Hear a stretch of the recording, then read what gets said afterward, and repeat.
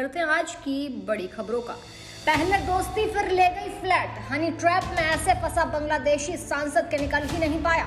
आरोपी महिला ने रची रूह कपा देने वाली साजिश। बांग्लादेश के सांसद अनवारुल अजीम अनार की हत्या के मामले में सीमा इलाके से एक कसाई जिहाद हवलदार को गिरफ्तार किया गया, जिसने सांसद के शव को बोटी बोटी कर पॉलिथीन के पैकेट में भरा था।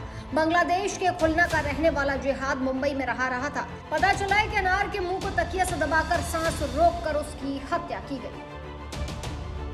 राष्ट्रपति भवन में बनेगा खास मतदान केंद्र, नई थीम पर किया जाएगा तैयार। राजधानी दिल्ली में 25 मई को मतदान दिवस के मौके पर राष्ट्रपति भवन में भी खास मतदान केंद्र स्थापित किया जाएगा। इस केंद्र को खास तरीके से तैयार किया जाएगा और फूल पत्तियों से सजाया जाएगा।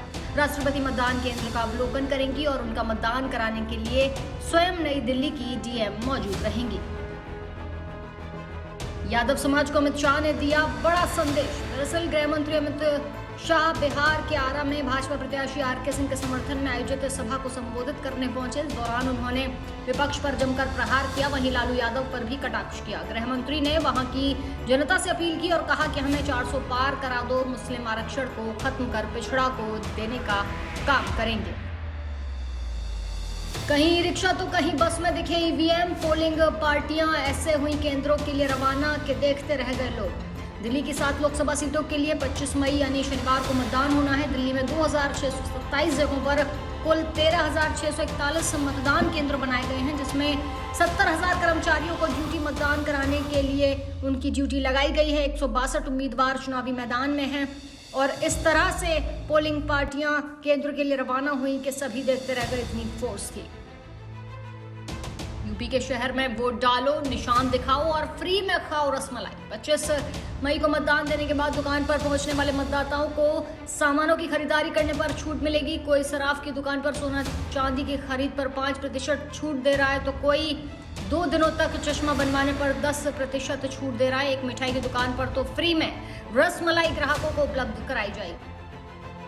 चुनाव आयोग ने कांग्रेस और भाजपा को नोटिस जारी कर दी बड़ी नसीहत। आयोग ने दोनों ही प्रमुख दलों के अध्यक्षों को भेजे गए नोटिस में कहा है कि चुनाव तो आते जाते रहते हैं, लेकिन उनकी टिप्पणी समाज और देश में लंबे समय से कटुता पैदा करेगी। ऐसे में वो जो भी बोले वो उसके दीर्घकालिक परिणामों की सोच विचार होगी। आयोग ने पहले भी राजनीतिक दलों को प्रचार के दौरान संयमता बरतने की नसीहत दी।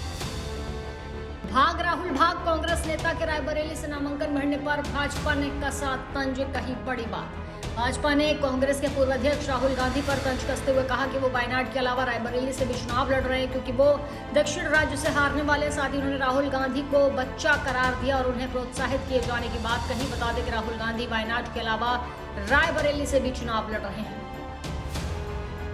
सीएम योगी के शहर में प्रियंका और अखिलेश करेंगे रैली। आईएनडीआई गठबंधन दिखाएगा दम। आईएनडीआई गठबंधन से गोरखपुर लोकसभा क्षेत्र की समाजवादी पार्टी प्रत्याशी काजल निषाद के पक्ष में समर्थन के लिए सपा प्रमुख अखिलेश यादव 25 मई को सहारा स्टेट के क्रिकेट ग्राउंड में जनसभा करेंगे। वहीं प्रियंका गांधी वाड्रा की देवरिया जिले के मदनपुर अंतर्गत बराव में 25 मई को होने वाली रैली को निरस्त कर 25 मई को ही सहारा स्टेट में हो रही आईएनडीआई गठबंधन की रैली को वो संबोधित करेंगी।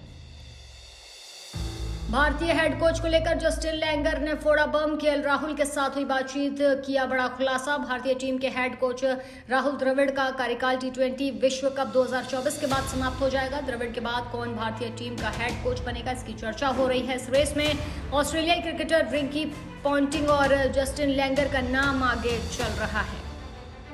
दिनेश कार्तिक के करियर पर पत्नी दीपिका पल्लिकाल का दिल जीत लेने वाला रिएक्शन आया सामने। रॉयल चैलेंजर्स बेंगलुरु के विकेट कीपर बल्लेबाज दिनेश कार्तिक ने आईपीएल 2024 में राजस्थान रॉयल्स के खिलाफ अपना आखिरी आईपीएल मैच खेला। हालांकि कार्तिक ने अभी तक आधिकारिक तौर पर आईपीएल से अपने संन्यास की पुष्टि नहीं की। इस बीच दिनेश कार्तिक की पत्नी दीपिका पल्लिकल ने अपने पति की जमकर तारीफ की है।